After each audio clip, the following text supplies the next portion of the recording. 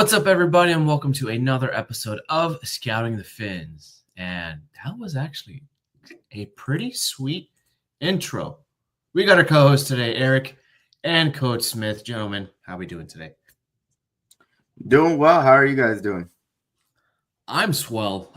Just got finished doing the premium vetted stage with Alf, talking about the defensive backs and tight ends. By the way, $4.99 a month on desktop on OnlyFins. You can catch us there on our premium vetted stage. Alf, CK, Simon, giving you the up-to-date gossip and news not found on Twitter and social media sites, and it comes straight from these sources inside the Dolphins building. $4.99 a month on Discord, on the OnlyFins Discord. Make sure you go ahead and subscribe there.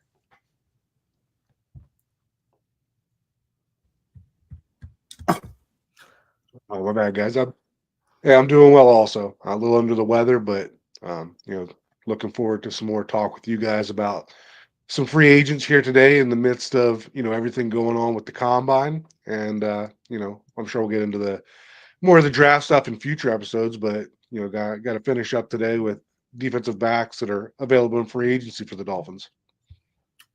Yeah, for sure. And by the way, guys, today's show is brought to you by ThompsonCigar.com. Use promo code 3yards20 for 20% off your order of $75 or more. Once again, that's 3yards20 for 20% off your order of $75 or more on cigars.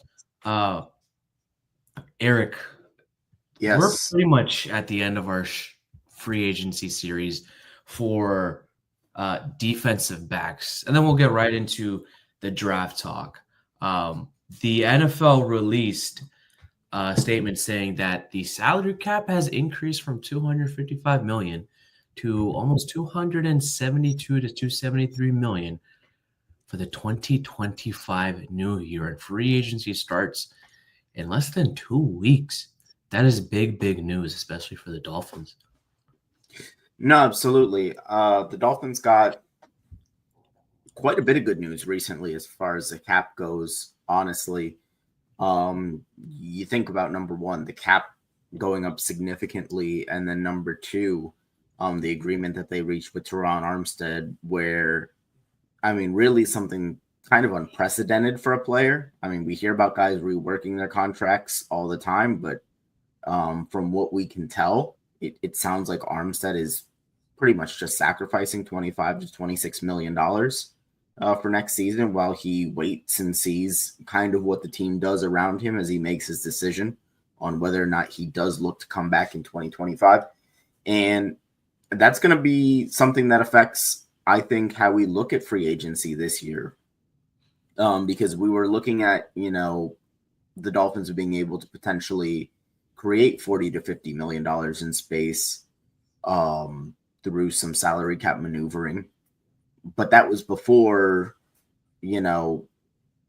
Chris Greer and company kind of scrounged through the couch cushions and found an extra $25 million. So it definitely affects, I think, the types of players that the Dolphins are going to be able to look at in this free agency. And I think the secondary is going to be a big part of that, obviously, with Jevon Holland sounding like he's probably going to be searching for greener pastures. Hashtag he gone. Yeah, and Kendall Fuller already having been cut. And honestly, some other guys, Jordan Poyer, I'm not certain he's going to be around next year either. So it's definitely going to be a new look secondary for sure for the Dolphins in 2025. Yeah, I don't think the Armstead thing, I don't think is unprecedented for a player that is planning to retire. I think there's been examples in the past of when that's happened, that they've lowered that base salary and kind of created a pseudo post June 1st cut by doing that, by lowering the salary and then waiting until after June 1st to file the paperwork. You get the same effect as a post June 1st cut. But I do think that if he would choose to play, it may be a little more unprecedented for him to wait until then to accept the team to cut him. Like, I feel like if he planning to play, he may have played a little more hardball if the team wasn't planning on bringing him back. It would be interesting to see what they do with the contract if he does decide to come back. Do they restructure it again and give him some more money? I could be totally wrong, but I don't think we're going to get a Calais Campbell scenario where he comes in playing for only a couple $1,000,000.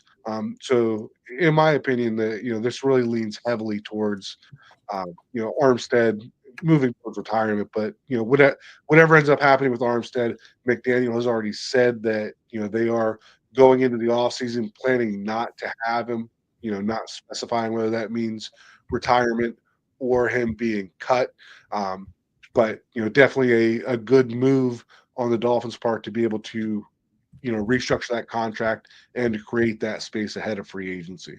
Yeah, if Teron Armstead comes back, Calais Campbell type of deal, I think that's a big win for this Dolphins offensive line group. They keep that same continuity. I do think that eventually there's going to be some nagging injuries with Armstead that he'll try to fight back and come play for, and that gives Patrick Paul a little bit more reps going into his second year, get him comfortable playing as the future left tackle of this team. Speaking of Mike McDaniel's comments, he had a very eerie comment about Jevon Holland, quote unquote, saying he's earned the right to test free agency. And that's the same wording Chris Greer used for Mike Gesicki and Christian Wilkins. And they are no longer Miami Dolphins. I don't think Jevon Holland will be a Miami Dolphin next season. Maybe they're just way off on salary, or they took a look at the play and said, yeah, nope, I don't think it's worth retaining him. And this is why we're talking about today's show being the secondary. You're looking for one, potentially two brand new safeties and a brand new cornerback to play opposite of Jalen Ramsey. So who is it going to be? Yeah, I think you're looking at a lot of different names because this is actually a really talented free agency class. I think when you look at some of the secondary players, and these are going to be some of the guys that we get into, ironically, and I'm sure we'll touch on this down the line as we get more into our draft coverage, it's also quite a nice crop in the draft of defensive backs that we'll get to talk about. Especially some guys that really showed out today. But we will keep it in free agency today. And the first guy that I want to talk about, because it seems like there might be a little bit of smoke behind the scenes in a player that I think kind of gives the Dolphins maybe something a little bit different than what they've had previous in the secondary room, in Jeremy Chinn. And Jeremy Chinn, out of Washington, over 110 tackles last year, was drafted by Carolina early, a few years back. He's a younger player hitting free agency at 26 years old. He just gives it, number one, I think Chinn would be a good fit for this defense. As you can see right over here, he is a guy that can play kind of in that deep safety role, but I think at 6'3", 212 pounds, he's also got that versatility where he can, in a dime set play in the box. And he gives you that versatility, maybe in the way that Jevon Holland, not that he couldn't, but, he just doesn't have the raw physicality that a guy like, I think, Chinn presents the defense. I think Chinn can almost kind of be a more well-rounded version of what we saw Brandon Jones be for the Dolphins in the last couple of years. So that would be, if we're looking at just safeties, I think Jeremy Chinn would be my number one guy in terms of free agency this year. I do think there is some smoke to Jeremy Chinn. With Anthony Weaver as the defensive backs coach with the Baltimore Ravens, he got to work with a guy like Kyle Hamilton, who's big, strong, physical, rangy, can do a lot of things. Jeremy Chin can do the same things as well, although not on the same caliber as Kyle Hamilton. He was pretty much fit into a square peg when he was a round hole with Ejiro Evero and the Carolina Panthers. And it never really was a good fit in Carolina. I mean, the athleticism is there, the physicality is there. He can fit the run really well. He can blitz off of the gaps. He can blitz off the edges. He can cover second and third range as well. He can also play the nickel. He has a lot of playmaking ability as a ball hawk as well, can gain those interceptions. It can really run with the best of them, especially at his size. The Dolphins really need a long, rangy, versatile playmaker on the back end, especially up against a really good crop of AFC quarterbacks and wide receivers. For them to be in competition and get the defense back where it needs to be to that top 10 level when it was with Vic Fangio, they need to have consistent communication. They need to have consistent leadership as well in that safety room. Jeremy Chin is one of those unselfish lunch pail guys that not a lot of people know about because he used to play for the Panthers. But we saw that last season with the Washington Commanders, a brand new defense for him. Ultimately, Dan Quinn's defense, which is versatile, which is multiple. They play a lot of cover 3 as well, similar to Anthony Weaver's cover 3 and cover 1 scheme. So there is some scheme availability for Jeremy Chin. Ultimately, it comes down to the money. Spot Track and OTC pretty much say that he's looking to get a 3-year deal worth $6 to $8 million annually. And right now, Miami has about plus $5 million in cap space, and they can make more with restructures to Tyreek if they're willing to, with Bradley Chubb if he's also willing to, and Tua Tagovailoa to make this defense and the overall team much better, and having this 2025 season be the make or break it year for Tua, McDaniel, Greer, and the Dolphins overall. Yeah, I think when you're looking at, especially if you're looking at a multi-year contract, there's a lot of flexibility in what you can do in year one of that contract. If you have even $10 million in cap space, you can usually turn that in to at least 2, usually 3 starters with the way that you can do those cap hits in the first year.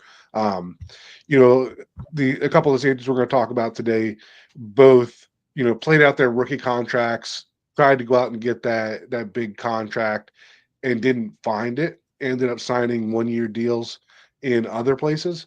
So I think that, coming off that experience, then they may be more open to more of a long-term deal. One of the things that I was listening to earlier was Travis Wingfield's podcast. He was doing some interviews in Indianapolis, and I don't remember who he was talking to or even what rookie prospect they were talking about, but they were talking about Weaver and talking about that Baltimore defense and the way that they basically compile a bunch of guys that other teams devalue because they're not a position specific player, right? They do a lot of different things well. And I think that Chin is a really good example of that. This isn't a guy that you want to put back there and just have him playing center field all day, right? But you're also limiting him by just making him a box safety also. So I think that, when you compare a player like Chin to what they wanted to do with Holland and be able to move him around, I think that Chin's body, right? Holland was not a big guy. So when you get him down there, he's going to get down the box. We saw him tackle Josh Allen, but that's not something that you want to ask him to do constantly. Whereas a guy like Chin has that bigger physical build and can hold up near the line of scrimmage, but still has that athleticism that you can move him off the ball and you can do a lot of different things. So I can certainly see how he would fit into this scheme.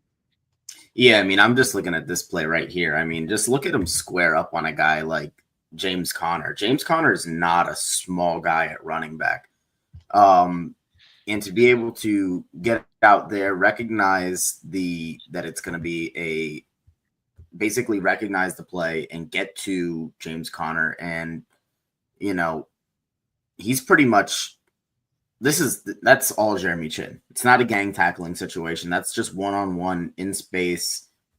Just lead with the shoulder, get him on the ground. That's something that the Dolphins haven't had at safety. I think they thought they were hoping to get some of that last year in Jordan Poyer at safety. But the other thing that I think that I'm looking for the Dolphins this year in the secondary is for them to get younger. We're going to talk about some of these other players in free agency, some other guys, and there are veteran options out there, and there are good veteran options out there. But you look at a secondary last year that had Ramsey, had Fuller, had Jordan Poyer, all those guys being, I'm not sure if Ramsey was in his age 29 or 30 season last year, but you're looking at least 3 guys 29 and up in the secondary last season. That's something that I think that they're going to want to improve upon. And, a lot of these guys kind of represent that. Another player that is going to be a target, at least you would think, for the Miami Dolphins this season in free agency, given his history with Mike McDaniel, and we're moving over to cornerback here as we shift secondary positions, is Charvarius Ward of the San Francisco 49ers. Now, Ward last year, a little bit of a down year, kind of had some injury issues as he was kind of hobbled. But you go back to 2023 and you have a guy in Ward that is a ball hawk, the likes of which the Dolphins haven't seen in the secondary since Xavier Howard. I mean, Jalen Ramsey, for as good as he is and as sticky as he is in coverage, he's more of a, I'm going to eliminate your best receiver kind of guy in the defensive backfield, rather than a guy that's going to get you those turnovers. Yep. And I think Ward definitely represents something a little bit more like that. Yeah, Ward is one of those unheralded success stories where he started off as UDFA, and now he's become a high-end starter, Super Bowl champion as well with the Kansas City Chiefs. He had that game-clinching interception of Tom Brady, but it was waved off because Dee Ford was offsides. We all want to say he was offsides. And he was a full-time starter in 2019. The Kansas City Chiefs started all 16 games, 74 tackles, 2 picks, 10 PBUs, 1 forced fumble. And he was part of that defense that brought Kansas City its first Super Bowl in 50 years. He signed with the 49ers 3 years, $40.5 million. And in 2023 was his best season.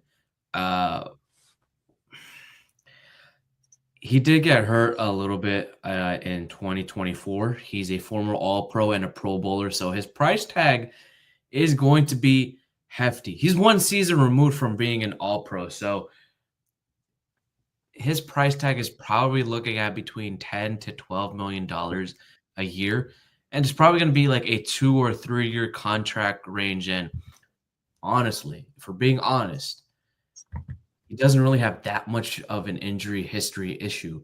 So his price may actually go up to maybe $15 to $18 million a year. And he could potentially be one of the top 10 highest paid cornerbacks come this free agency season. Now, we know Chris Grier's history with trying to wheel and deal in trades and bring in elite defensive backs to this team. Xavier Howard was one of the draft picks.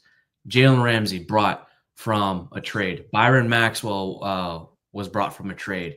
I'm blanking on it. Byron Jones was one of the highest paid corners in NFL history until Xavier Howard got his contract as well.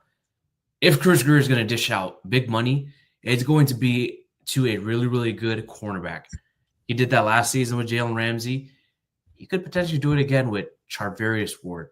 System fit, scheme fit, ball hawk, playmaker, alongside Jalen Ramsey, you have a second dog to pair as your CB2. The one Yeah. question. So Go ahead. go ahead, Eric.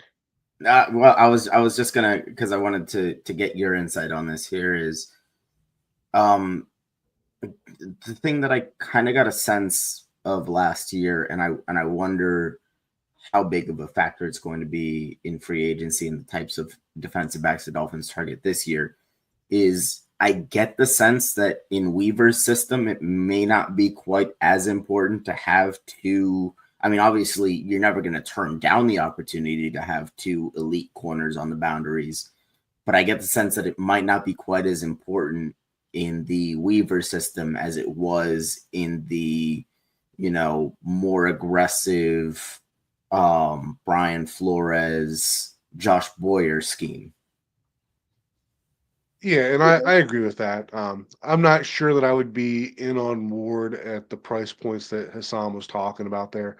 I do think he is a really good player. I think that he does a good job of playing within himself.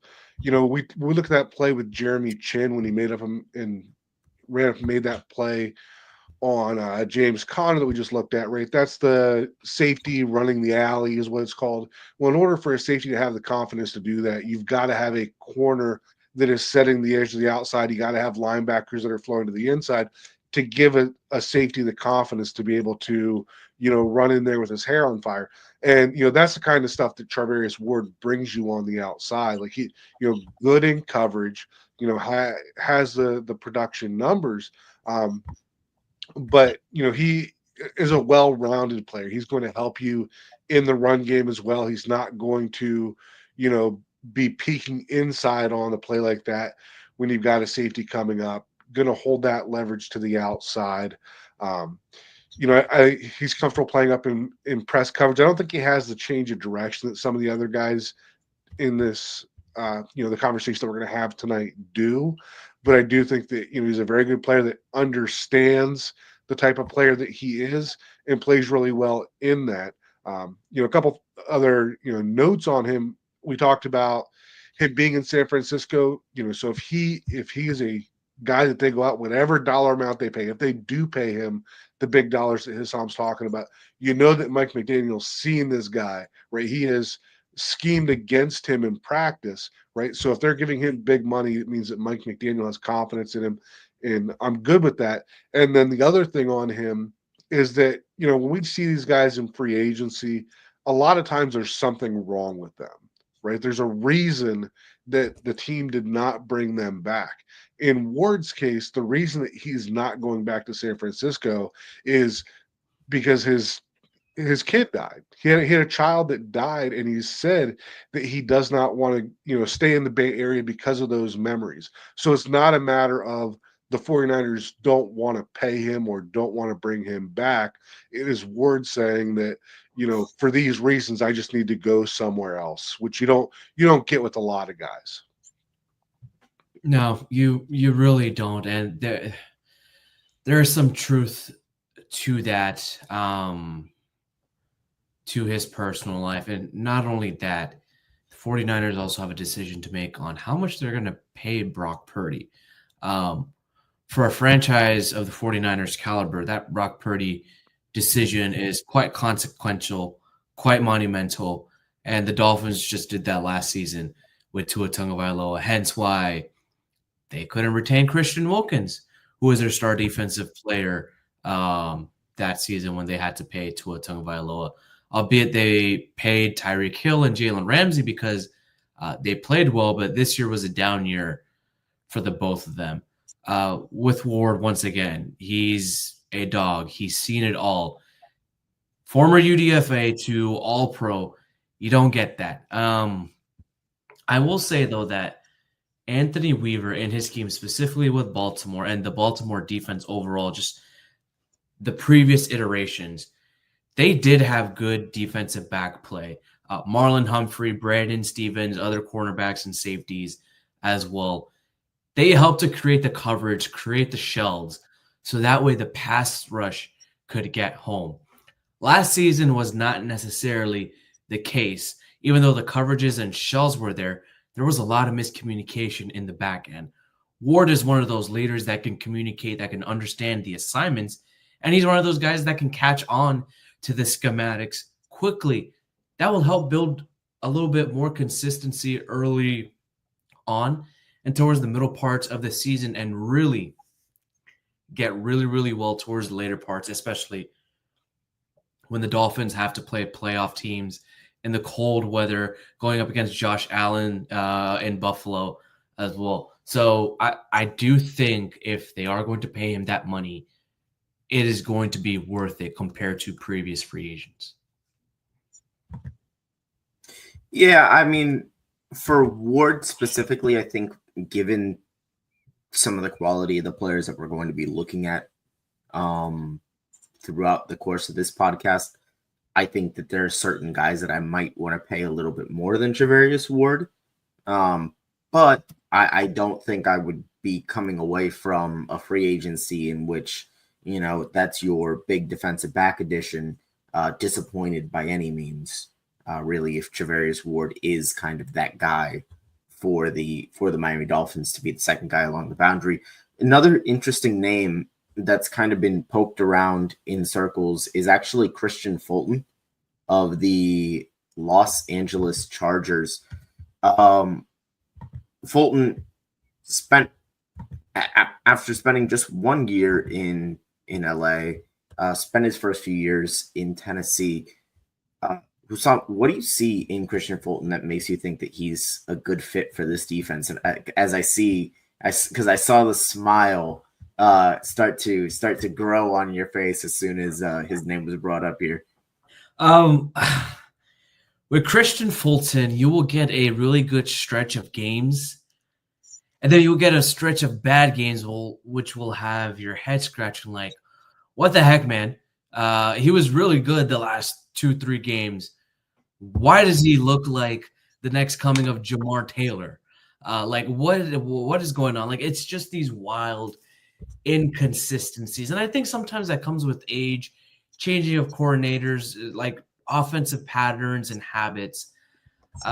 Especially in Tennessee, he was wildly inconsistent, but he did have some character issues as well, which leads me to believe he's not going to get paid so much on the market, even after a decent year with the Los Angeles Chargers. Once again, good stretch of games and bad stretch of games. Him and his dad did mouth off a lot in Tennessee, and I don't know if the Dolphins want that again this season, specifically from a culture perspective. You already have Jevon Holland doing that, his kick rocks with the Vic Fangio. You had Tyreek Hill, their biggest star after week 18, saying, "Deuces, I'm out." And now he's trying to go, play PR on all the radio shows, even social media, just trying to clean up that image. I don't think the Dolphins want to afford that, even though he might relatively be cheap, maybe 3 to 4, maximum 5, if we're really talking about the salary cap being inflated this year. Don't get me wrong. He can play the pass. He can play the run. I really liked him coming out of LSU. It's just the wild, inconsistent flashes, which leads me to believe he won't necessarily be your CB2, more so like a nickel type of guy, dime type of guy. But you really do need a CB2 against Jalen Ramsey. I was reading some stuff from Tennessee fans. It just did not work in Tennessee. He was put in the doghouse. He only had one good season, and he was either getting cooked or hurt most of the time. And the Chris Greer special, if he's hurt, he's a Miami Dolphin. Yeah, I mean, now it's hardly an insult to a player to say that they're a good tackler in the open field, but when you're a corner and the best thing that I can say about you is that you're a good tackler in the open field, at least the thing that I could say best about you on a consistent basis, it's probably not what you would want to hear. I think Fulton would be an interesting lottery ticket to kind of play as a guy that can be a decent player in the slot, like you said, Hussam, I don't know if I would want him to be my second boundary guy next to Jalen Ramsey, but I do think that if you're bringing in a bunch of other high character players on the defensive side of the football, in addition to Fulton, and kind of surrounding him from a culture perspective, with guys that you trust to be a positive influence in the locker room, then I can see betting on the talent there, because I agree. I think coming out of LSU, there was a lot of talent there, and I think that there still is a decent amount of talent there, but it just hasn't consistently lined up for him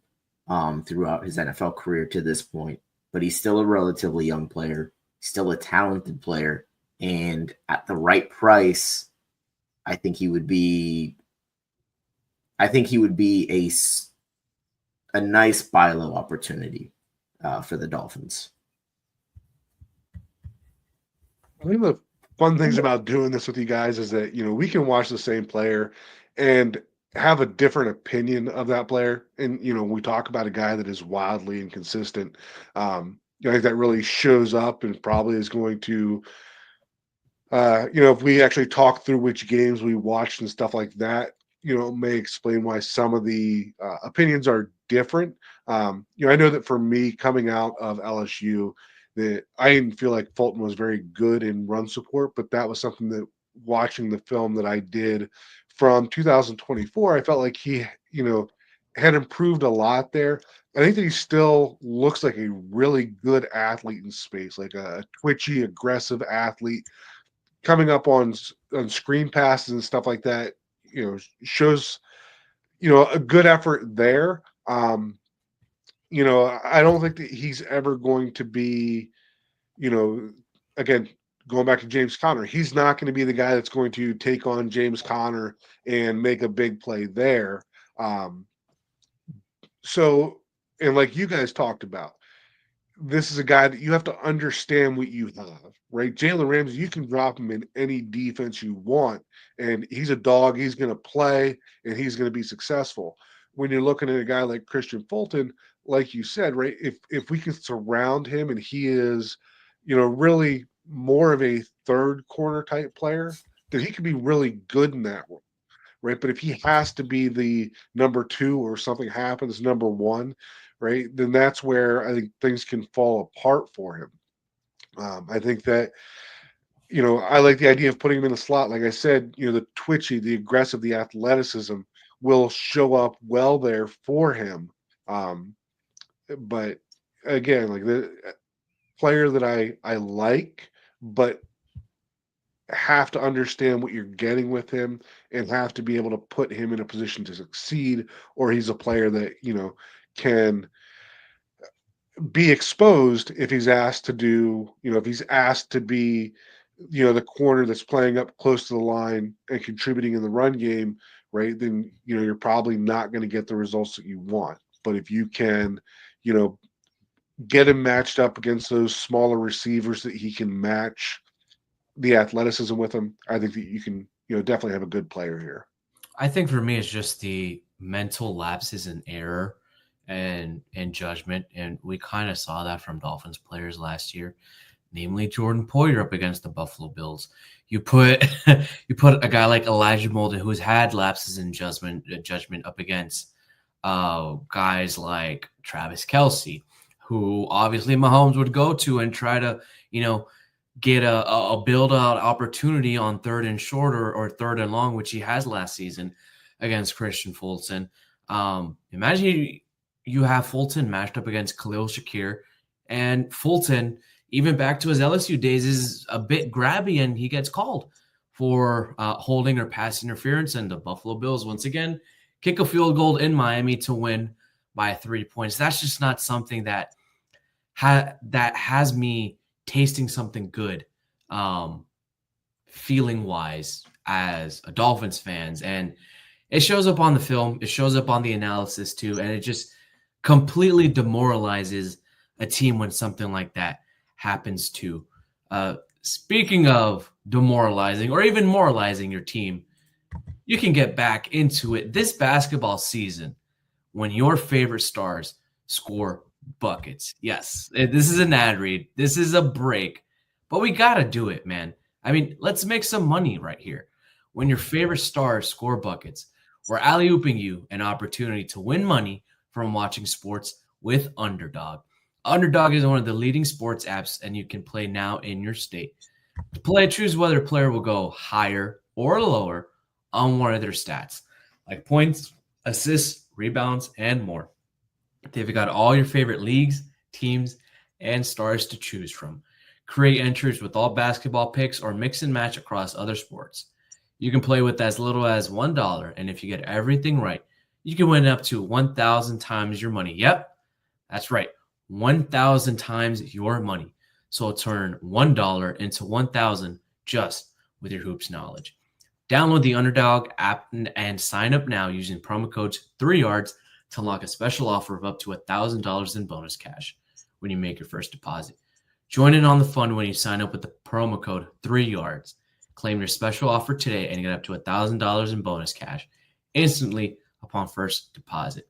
Higher or lower, you make the call on Underdog. Be 18 plus, 21 plus in Massachusetts and Arizona, 19 plus in Colorado for some games, 19 plus in Alabama, New England, and present in a state where Underdog Fantasy operates. Terms apply. Void in Colorado. Concerned with your play, call 1-800-GAMBLER or visit www.ncpgambling.org. In Arizona, call 1-800-NEXT-STEP, 1-800-639-8783, or text NEXT-STEP to 53342. In New York, call the 24/7 Hope line at 1-877-8-HOPE NY or text Hope NY to 467369. Must be.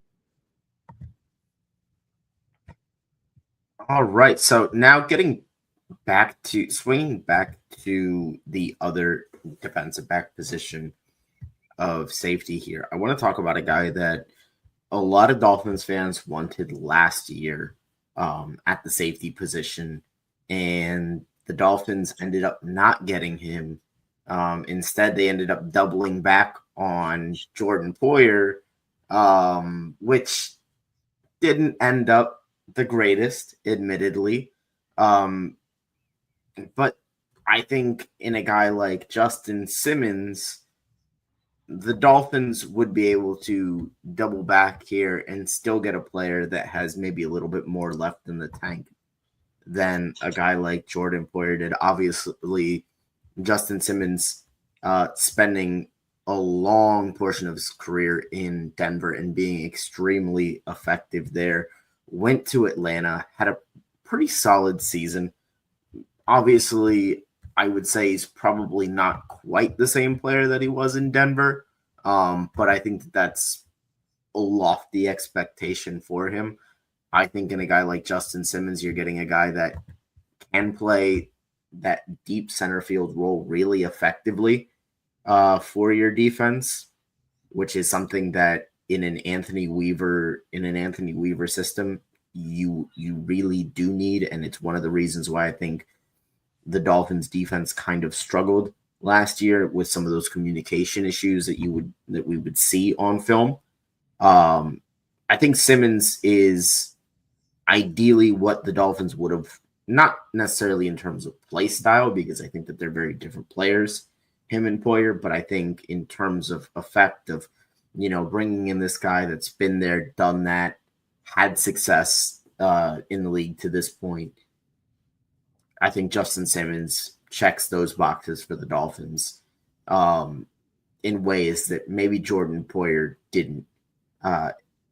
So I think Justin Simmons, if you are going that veteran route, and I do think in the safety room you want to have at least one guy that's got that kind of experience, that's seen NFL offenses, especially considering last year Jevon Holland was the guy making a lot of the calls on defense. I would feel very comfortable with Justin Simmons being that guy, even if it is just his first year in the system. I don't think that there's really enough you can say about a guy like Justin Simmons. Really, really intelligent player. Still has pretty good athleticism, even for his age. but you just see a guy that he knows what he's looking for in the defensive backfield when you watch him on film. And here is where I disagree. And we haven't disagreed much in this. Justin Simmons was brought in, and he was replaced by former Miami Dolphin Brandon Jones. Brandon Jones had a really, really good season. Career season, by the way. He never had that with the Miami Dolphins. Justin Simmons goes to Atlanta to uplift this team, which would elevate a defense in need of upgrades.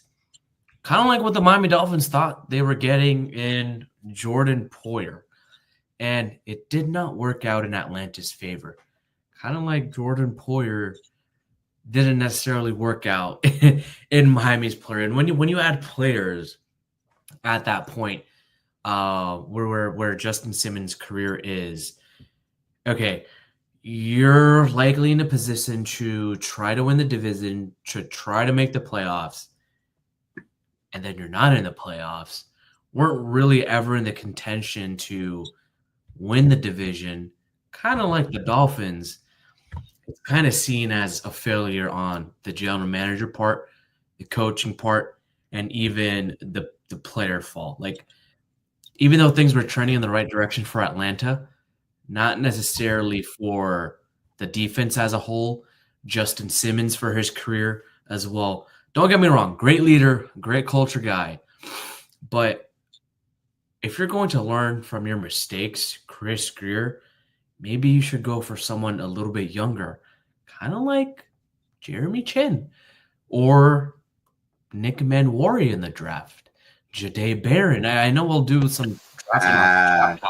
You gotta get younger. I was waiting for his name to pop up at some point. I knew it was gonna happen. You gotta get younger. You gotta get cheaper. You gotta get faster as well. Don't get me wrong, Justin Simmons, great player. I just don't think this is what the Dolphins need at this time in the defense. Right. Let's mix a whole bunch of conversations that we've had tonight into this one now, right? I think when you compare him to, well, when you bring up Jordan Poyer, in my opinion, that Poyer coming from Buffalo is similar to what we talked about with Fulton in the sense that he was a limited player coming in and needed to be protected, and the Dolphins did not do a good job of doing that and asked him to do things that he probably should not have been asked to do. I think that Justin Simmons hasn't had that athletic fall off that Poyer did. So I'm not as concerned from that perspective. But I think that when we talk about the stuff that Simmons does well, it's kind of just repeating ourselves for what we did talk about with Jeremy Chin, right? So, if you're comparing those two players and you've got Chin, who is 27-year-olds, and you have Simmons, who is 31 years old, you should be leaning towards Chin, right? I in my opinion, and I liked Simmons a lot last year. I was hoping that the Dolphins would get him, and that obviously didn't work out.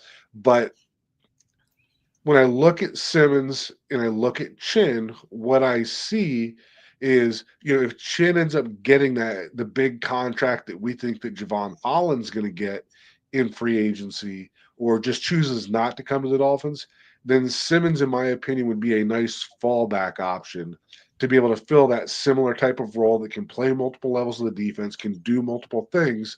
But, if you're going for a player like Simmons, you're doing it with an understanding this is, a 2, maybe a 3-year type thing you're going to get. Whereas with Chin, that could be a 6-7 year player. So I do like Simmons, but it would be as a backup plan to not getting a player like Chin, or not having the guys in the draft available that, we'll talk about on future episodes. Yeah, I definitely think with a guy like Simmons, you're bringing him in to pair with a player that you draft highly. I think that would be the ideal situation if you were to bring in a guy like Justin Simmons. Coverage wise, he'll be able to protect your shells. He'll be able to do a lot of the things that Weaver asks out of safety. but you have to consider the other factors of age, of money, where he is in this career, where this Dolphins defense currently stands, and what it actually needs. If it wants more so culture, leadership, Simmons is your guy. You want a playmaker, young and fast, Chin is your guy. And Chin also has experience, not as much as experience as Justin Simmons, but you can also pair Jeremy Chin with another safety or a defensive back that can play safety as well. Chin is also one of those locker room leadership culture guys, has high FBI intellect. We see it on the run flits. We see it on the blitzes. We see it on the plays as well. Preferably, I would do Jeremy Chin over Justin Simmons. Certainly. I can, like I said, I think I agree with that. One of my big things was, we were looking at guys that we want to see the Dolphins get younger in the secondary. Number one, because you don't want to see your players drop like flies, in November, December. But, as well, teams, the league is more athletic than it's ever been, and it's going to keep going in that direction. And it really showed on film for the Dolphins last year, especially towards the end of the season. But one of the themes we've had so far today, especially at the cornerback position, was familiarity with the head coach. How about familiarity with the defensive coordinator in Marlon Humphrey? And Marlon Humphrey, obviously, there was the mini, tea leaves of he was filling out his top 100 players list, and he's got the Dolphins logo circled. What does it mean? People are trying to decipher it. Is there a Buffalo, or is there a Baltimore to Miami pipeline forming here? I certainly hope so. If it means Marlon Humphrey ends up in Miami, because when you look at a player like Humphrey, especially, he's just such a smart player in coverage, especially in zone, where he's able to bait quarterbacks into throws that they shouldn't be making. And he makes them pay with regularity. He's been extremely consistent throughout his career. He's been relatively healthy throughout his career. I think he checks all the boxes of a guy that you would be looking for. He's played in the Weaver system. We know he's a hand in glove fit there. If I'm spending the type of money that it would cost to get Charvarius Ward, and I know that I can potentially get Marlon Humphrey at that same price, I'm taking Marlon Humphrey 10 times out of 10. And that's not because Ward is a bad player. It's just, I think, Marlon Humphrey is, if you were designing a cornerback to play in the Anthony Weaver system, it would be Marlon Humphrey. Yes, but you would have to give up picks along with your cap space as well. I don't think the Dolphins should be in the position to give up picks because they need more to get younger, faster, cheaper, as I've been alluding to this entire offseason. Humphrey is an all-pro. He's a Pro Bowler. He is immediately going to benefit this secondary with his leadership, with his culture. Pairing him next to Jalen Ramsey, I think that's nightmare fuel to a lot of wide receivers, especially in the AFC. But the Baltimore Ravens don't make panic moves. They make a lot of smart moves. Chris Greer likes to wheel and deal, and he does not like to lose trades. Neither does the Ravens organization, especially their general manager, Eric DaCosta. I think it's going to be very, very hard for it to happen, but don't rule anything out. Maybe, just maybe, they could restructure Tyreek Hill's contract. Maybe the Dolphins could give him the cash up front, clear up some cap. After June 1st, maybe they could trade Tyreek Hill to Marlon Humphrey. That gives Lamar Jackson a true number one wide receiver and makes the Baltimore Ravens much, much scarier. But also the Dolphins are able to move off of Tyreek Hill, gain an elite defender in Marlon Humphrey, and they might not necessarily have to give up that many high caliber picks for the 2025 draft as well. Just a scenario out there. Could be unlikely, but you never know what could happen. So maybe am I'm I slow on crazy? some Am I sort of crazy? news. Why would Humphrey cost picks? I think that in order for them to move off of Humphrey because of his cap hit, they would want something in return for an elite defender. The Ravens are known for making good decisions, good trades as well. I do think with the level of caliber Marlon Humphrey is, he has no character concerns. He's a football guy. He is a leadership guy. He is a culture guy. They're going to want something else in return for letting Marlon Humphrey go. Gotcha. I had missed that he was not a unrestricted free agent this year. I don't think that necessarily deters Greer from doing something. We've seen him make those moves before. Some of the moves that you talked about as well, could be in play. But I do think that, if we're just looking at the players themselves, I agree that I would take Humphrey over Ward. I think that he shows a little more versatility in terms of alignment. Humphrey lined up both outside and in the slot quite a bit, so he provides that flexibility we've talked about over and over again. Not quite as good of a tackler as Ward, but still more physical than Fulton. And I think that he's the best coverage guy out of the corners that we've talked about. I like the way that he gets his hands on receivers and plays the ball well. Effective as a blitzer, like kind of total package there. But obviously, I get you have to trade for him. You have to give something up to get him, and you're talking about a 29-year-old player. And we just talked about aging players with Simmons. Like that may not be the type of player that you want to give up assets to go get. But I do like Humphrey as a player, but it would certainly depend on what it costs to get him in terms of assets and also what that contract looked like. Yeah, I think I'm in alignment there when it comes to the question of I guess it also depends on what exactly the cost would be in terms of draft capital and when you're pulling a deal like that off. Because if you are doing that kind of a deal after the draft and you're dipping into 2026's draft assets, I think that maybe that becomes a little bit more palatable, considering that I think 2025 is really kind of the make or break year for this build, although you can make an argument that that's less of a reason to trade from your 2026 asset pile. But I think this is a general manager that is GMing and should be GMing as if there's no tomorrow for him at this point.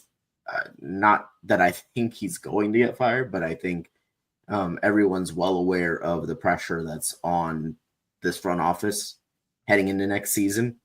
And Humphrey is the exact type of splashy move Chris Grier would want to make, and that I think he'd be willing to pay up for. Because while Chris Grier makes splashy moves, he doesn't always win the splashy moves he makes. Obviously, he got Jalen Ramsey for, really kind of a song.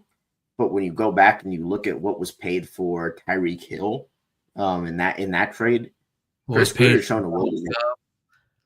Yeah, he's shown a willingness to pay up in these moves for these premium players. So I don't think it's completely unrealistic. I don't know if Baltimore would want Tyreek Hill because, as crazy as it sounds, I might prefer Zay Flowers in 2025 to Tyreek Hill. In 2025, going forward, maybe. I'm not sure yet. Ask me, depending on how I wake up, I'll give you a different answer on the day. But I think Humphrey, of all the, I'll call him semi-available, of all the semi-available defensive backs out there, he would probably be my favorite. But again, if you're giving up significant draft capital in addition to extending him long-term at a high number, I do become a little bit more averse to that. Yep. As desperate as Chris Grier will be for this season, a desperate man is a dangerous man. And a dangerous man will either kill you or he's going to be your savior. And I don't know if I feel good about the latter than the former. As always, folks, thank you so much for sticking with us here on Scouting the Fins, part of the 3 Yards Per Carry podcast, also part of the 5 Reasons Sports Network. We'll see what the Dolphins do in free agency in about 2 weeks. New league year starts March 14th. Stick with us here. As always, go Fins.